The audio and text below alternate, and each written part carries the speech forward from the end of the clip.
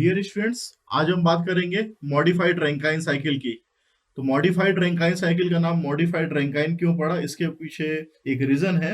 Rankine cycle में कुछ limitation आ गई थी जिसकी वजह से कि रैंकाइन साइकिल को मॉडिफाइड करना पड़ा। तो यहाँ पे सबसे पहले हम देख लें कि जो पहले एक्सपांसन हो रहा था बी से लेके सी तक हो रहा था, जो कि आइसेंट्रोपिक एक्सपांसन था। बट चूंकि वहां पे पिस्टन स्ट्रोक की जो लेंथ रहती है वो काफी लिमिटेड रहती है, या बोलना चाहिए वहां पे पूरी तरीके से हम पिस्टन स्ट्रोक की लेंथ को इस्तेमाल नहीं कर पाते हैं वर्क डन करने के लिए। तो यहाँ पे जो लॉस इन वर्क है वो E2 ECF के डायग्राम से दिखाया गया है, जो कि ट्राइंगल फॉर्म में पीबी डायग्राम में दिख रहा है और टीएस डायग्राम में यहाँ पे इस छोटे से सर्कल के फॉर्म में दिख रहा है।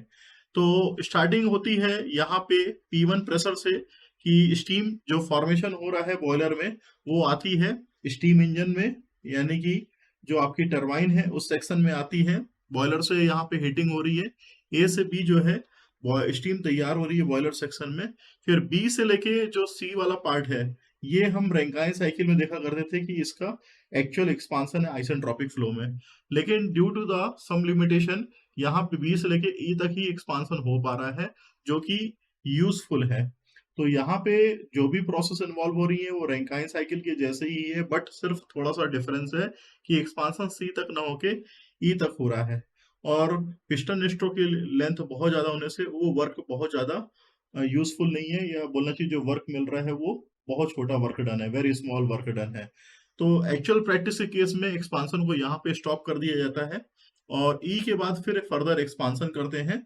तो ई से लेके एफ तक जो एक्सपांसन होता है वो कांस्टेंट वॉल्यूम प्रोसेस में होता है। यहाँ पे चूंकि पीवी डायग्राम है तो ई से लेके एफ तक की जो प्रोसेस है वो कांस्टेंट वॉल्यूम की प्रोसेस है। और यहाँ पे जो है उस वर्क डन को यूज कर रहे हैं।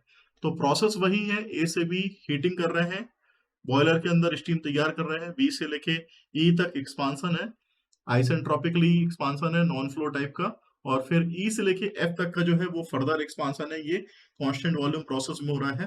और उसके बाद यदि हम यहाँ पे जाएंगे एफ से लेके डी तक में जाएंगे तो ये कंडेंसेशन की प्रोसेस है, और फिर डी से ए तक जाएंगे तो ये पंप की प्रोसेस है। तो इस तरीके से यदि हम करेंगे तो सारी प्रोसेस कंप्लीट होगी। सिर्फ डिफरेंस ये है कि अब एक्सपांसन सी तक ना होकर ई तक हो रहा है और एक्सपांसन को दो पार्ट में कन्वर्ट किया गया है। तो जो एडिशन वर्क होगा वो यहाँ का वर्क होगा और आपका एक्सपांसन वाला वर्क होगा और यहाँ का वर्क होगा। तो टोटल जो वर्क है माइनस ऑफ पंप वर्क करेंगे तो उससे हमारा नेट वर्क डन साइकिल के अंदर का निकल के आएगा। सिमिलरली टीएस डायग्राम में हम देख रहे हैं कि जो x is equal to zero है, यानी कि यहाँ पे ड्रेनेज की वैल्यू जीरो रहती है पूरी तरीके से। यहाँ पे वाटर रहता है, हम इसको बोल सकते हैं कि यहाँ पे पूरा वाटर है, जिस वजह से यहाँ पे ड्रेनेज जो है पूरी तरीके से जीरो है। और x इक्वल टू 1 यहाँ पे की वेपर लाइन है, यानी वेपर कर्व है, यहाँ पे पूरी तरीके से स्टीम रहती है, यहाँ पे वाटर नहीं रहता है, ना के बराबर है। तो P1 एडमिशन प्रेशर पे, बॉयलर प्रेशर पे स्टीम अंदर आती है और टरबाइन से के इनलेट सेक्शन से अंदर आती है और उसका एक्सपांसन होता है। और C से लेकर D तक जो बैक प्रेशर है वहां पे कंडेंसेशन होता है। बट चूंकि यहाँ पे पूरी पिस्टन स्ट्रोक की लेंथ का इस्तेमाल नहीं कर पा रहे थे, जिसकी वजह से जो अब कंडेंसेशन या अ, हमें बैक प्रेशर यूज करना पड़ रहा है, या बोलना चाहिए कि रेड्यूस प्रेशर पे हम वहां पे एक्सपांसन तक की प्रोसेस कर रहे हैं या कंडेंसेशन की प्रोसेस कर रहे हैं।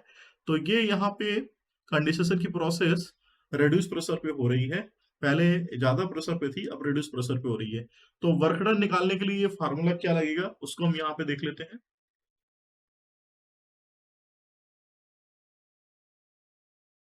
वर्क डन, तो वर्क डन के लिए जो फार्मूला रहेगा, area A B E F D A, ये एरिया रहेगा।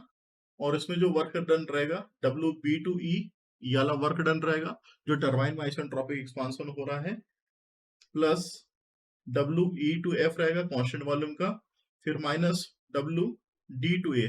तो D2A यहाँ से लेके यहाँ तक का वर्क डन रहेगा। डी पॉइंट यहाँ पे है, जब पंप में हम कोई भी चीज को ले आके रख रहे हैं इनलेट सेक्शन पे तो डी पॉइंट है। तो जो एक्सपांसन वर्क है वो कितना है, ये enthalpy at point B minus of enthalpy point at A, क्योंकि प्रेशर बी पॉइंट पे ज्यादा है तो इसलिए एंथैल्पी एट पॉइंट बी, और ई पॉइंट पे प्रेशर कम है तो ये, plus volume of E into PE minus of P F, ये हमारा प्रेशर डिफरेंस रहेगा, क्योंकि हम अब फर्दर एक्सपांसन कर रहे हैं, या फर्दर आपका वहां पे बोलना चाहिए ब्लेड्स के जरिए वहां पे कांस्टेंट वालों पे एक्सपांसन हो रहा है। तो जो प्रेशर ई रहेगा इस पॉइंट पे, जैसे कि P2 लिखा है, ये नॉर्मली इसको पीई भी लिख सकते हैं, और जो पीई वाला प्रेशर है इसको हम पीएफ भी लिख सकते हैं। तो ये प्रेशर हो गया, और इस पॉइंट पे कितना वॉल्यूम है ये नॉन फ्लो प्रोसेस में आता है फार्मूला। तो नॉन फ्लो प्रोसेस के अकॉर्डिंगली तो VE into PE minus of P F minus of H D minus of H A, क्योंकि ये पंप वर्क है, हमें पंप भी करना पड़ेगा तो वो वाला वर्क डन हो जाएगा, where VE is equal to specific volume of steam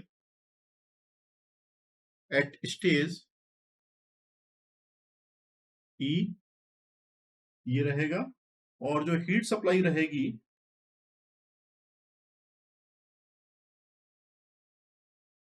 heat supply जो हो रही है वो हमारी इस पॉइंट से लेके, मतलब कंटिन्यूसली हीट सप्लाई जो है यहां से लेके, यहां से स्टार्टिंग हो गया था, तो यहां से लेके हम कर रहे हैं हीट सप्लाई, तो इसको हम बोलेंगे H2 माइनस ऑफ H1। तो थर्मल इफिशियंसी जो बनेगी,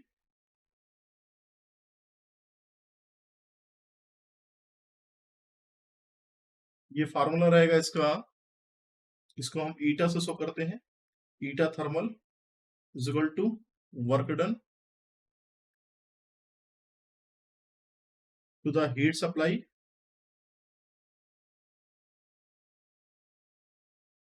तो यहाँ पे हमारे पास जो वर्क डन है, ईटा टीएच भी ले सकते हैं, वर्क डन है जो हमारे पास इस फॉर्म में H V minus of H E plus VE PE minus of P F minus of H D minus of H A, जो कि पंप वर्क है, अपॉन जो हमारे पास हीट सप्लाई थी H2 माइनस ऑफ H1, इसको ले लेंगे, तो ये थर्मल इफिशियंसी हो गई।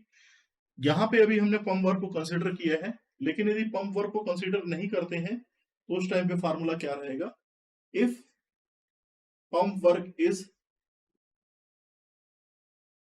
नेग्लेक्टेड, यदि हम उसको नेग्लेक्ट करते हैं तो what will happen, thermal efficiency जो रहेगी H V minus of H E, ये formula, plus VE PE minus of P F upon H2 minus of H1, यदि WP इज इक्वल टू 0 है।